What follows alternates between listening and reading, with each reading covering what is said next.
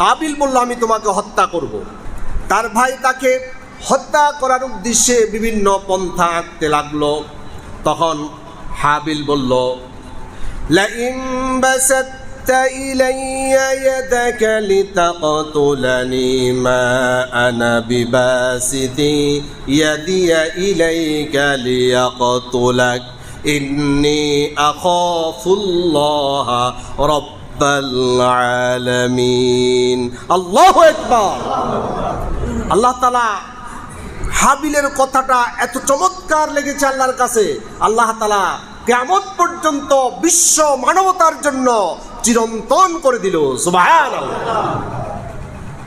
হাবিল বলল, লাইন বাসাত্তা ইলাইয়া ইয়াদাকা, তুমি আমাকে হত্যা করার জন্য তোমার হাতকে যদি আমার দিকে তুমি প্রসারিত করে দাও, মা আনা বিবাসিতি ইয়াদিয়া ইলাইকা লিয়াকতুলাক, আমি কিন্তু তোমার দিকে হত্যার উদ্দেশ্যে আমার হাতকে আমি প্রসারিত করব না।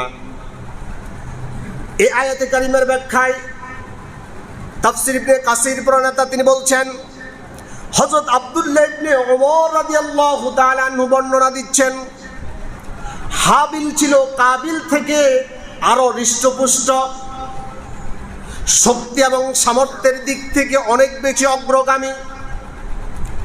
কাবিল হত্যা করতে চায় হাবিলকে, কিন্তু হাবিল শক্তিশালী, তার শক্তি থাকা অবস্থাও সে বলতেছে আমি কিন্তু তোমাকে হত্যা করব না। শক্তির দিক থেকে তুমি আমার সাথে পারবা না, কিন্তু আমার এই শক্তিটা তোমাকে হত্যার উদ্দেশ্যে আমি ব্যয় করব না। সুবহানাল্লাহ। কেন করব না? তিনি বলছেন, ইন্নী আখাফুল্লাহ, আমি আমার রবকে ভয় করি। সুবহানাল্লাহ। যাদের হৃদয়ের ভিতরে আল্লাহর ভয় আছে তারা মানব হত্যার মতো জঘন্য কাজ করতে।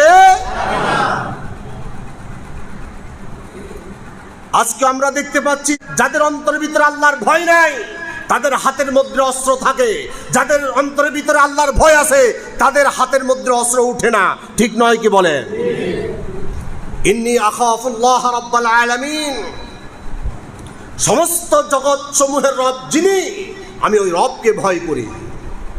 আল্লাহ রাব্বুল আলামিন পরবর্তী আয়াতে বলছেন, ইন্নী উরিদু আন তাবুআ বিইসমি ওয়া ইসমিকা ফাতাকুনা মিন আসহাবিন নার।